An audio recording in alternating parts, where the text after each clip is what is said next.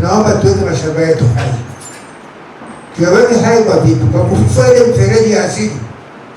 Wazee wetu kiangazi kama hili cha sasa hivi walikuwa wanatumia ile self irrigation, na unaona kwamba kahawa inakuwa saa yote inapatikana.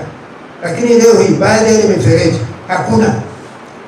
Nafikiri kitilio tulimlilia kampuni aliyopita Profesa Ndademi, alijaribu kuizungumzia sana bungeni, nilikuwa nafuatilia sana.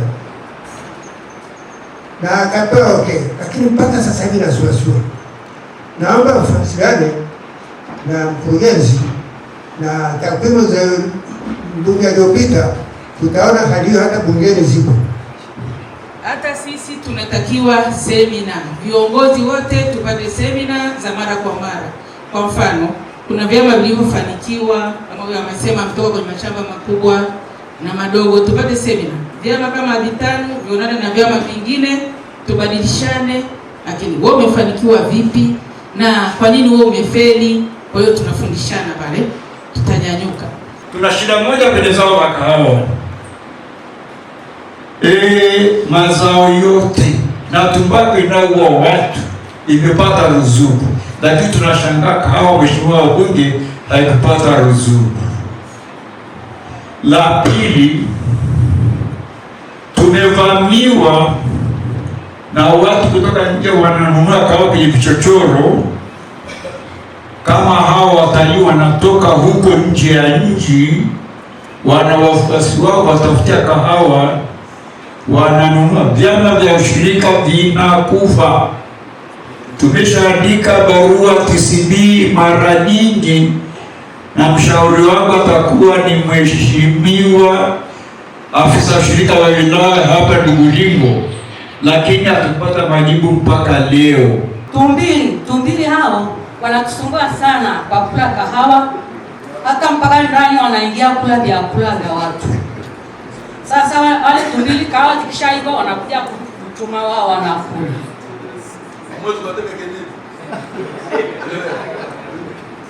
Wanakula kahawa kule kwetu. Sema ukweli, mimi ninakuwa shamba la babangu mimi. Mara ya mwisho ambao kahawa ilizaa sana 95, tuliuza kahawa kilo 812.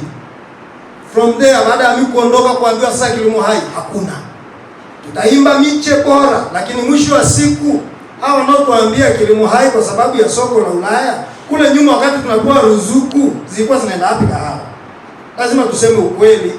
Kwa kilimo hai nayo tuiangalie upya. Afisa ushirika yupo, atusaidie. Ni kweli tunaangalia afya, lakini zao la kahawa bila dawa tunadanganyana, tunaambiana uongo. Na ndio maana ukipewa miche mipya na TACRI, hata juzi tumetoka kupewa, itakuwa utamwagilia na nguvu, mdudu akishapungua unakufa. Lakini zamani wazee wangu umetumia dawa. Nenda kasome mfumo wa MOVU ambao unatumia kompyuta ndani ya wiki mbili. Hebu niambie, kompyuta hiyo ya ndani ya wiki mbili, je, makatibu huo uelewa huo ubongo unaupasua vipi? Tunaomba pia mtusaidie kama ni zoezi hili lianze tena, maana ni ushahidi makatibu walioko hapa kwa huo mfumo wa MOVU wote uongo, tunadanganyana.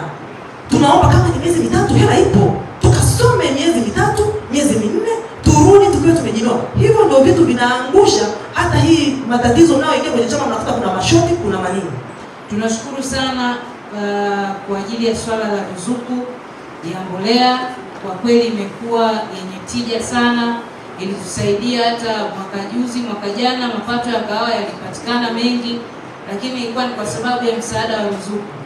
Lakini changamoto ambayo tumeipata sisi mashamba makubwa ni kwamba katika mgao au mpangilio wa kiwango cha kutoa cha ruzuku ilikuwa ni mifuko miwili. Na kwa msimu, ukiangalia msimu wa kahawa na namna zao la kahawa linavyolimwa, linahitaji at least kupiga mbolea mara 2 kwa mwaka.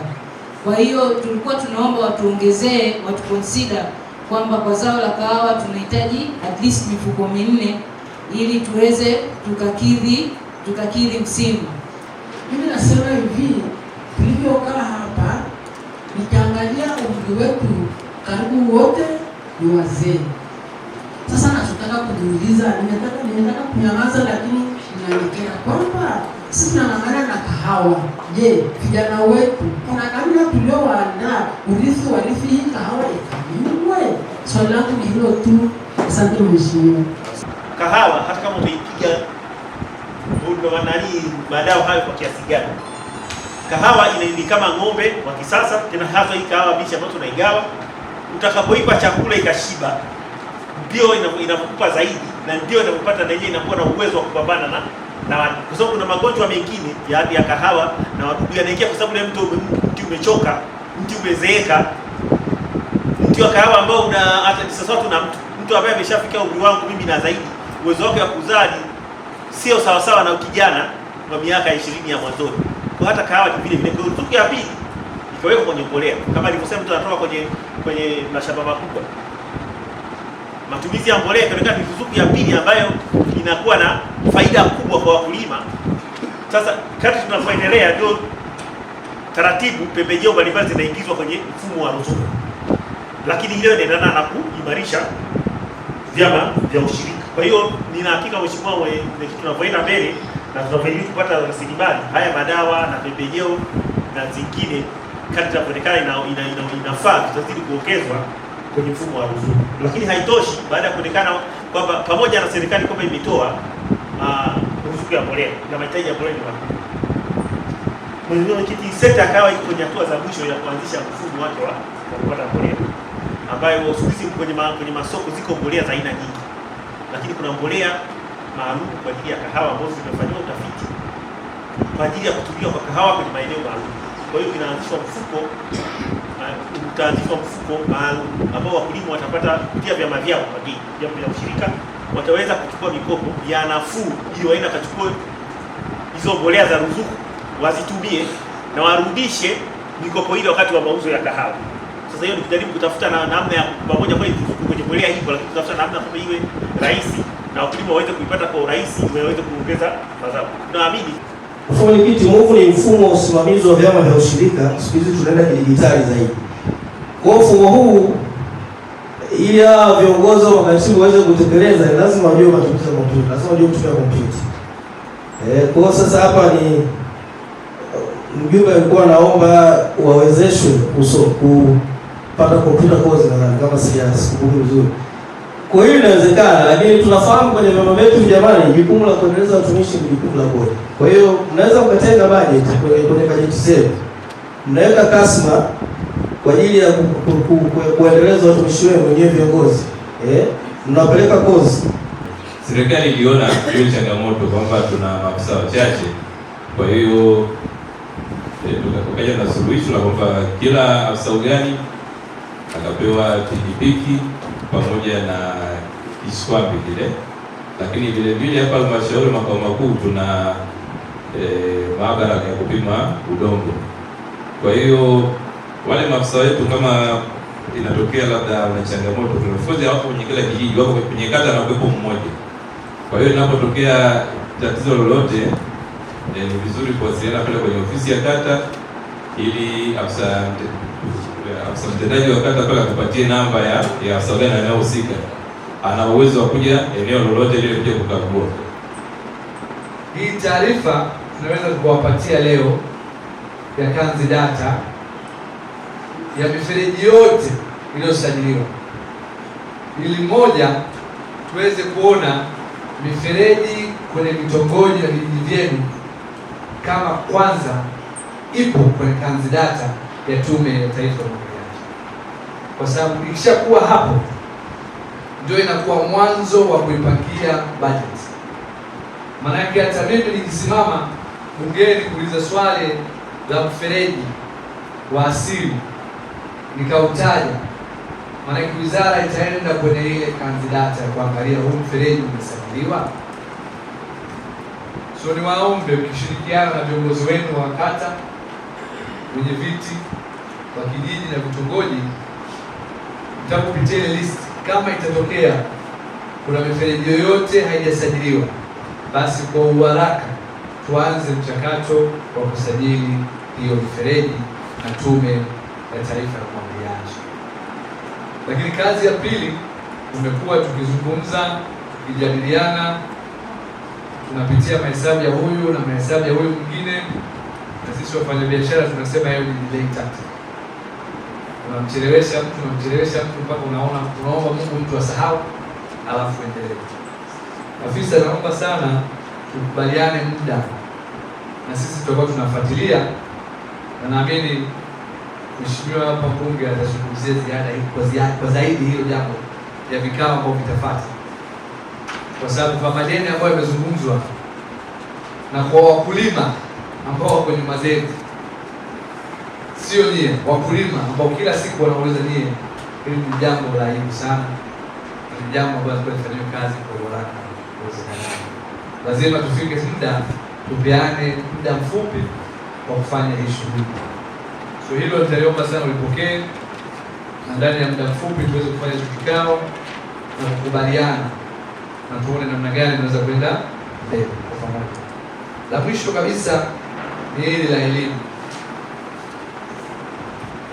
na hili naamini, nimeshukuru kiongozi hapa mtendaji amezungumza kwamba litakuwa linatoka kwenye kutenga bajeti kwenye halmashauri ili tuweze sasa kuwasaidia wakulima wetu, kuweza kuambia kupitia hao maafisa utafiti kwamba ni miche na mbolea na sio lazima iwe ruzuku ya madawa, na namna gani tunaweza kupata nafasi kwenye hili soko letu. Ndugu zangu, mimi nimeangalia bei na uzuri, kuna mtu alizungumzia swala la kwa nini bei imepanda.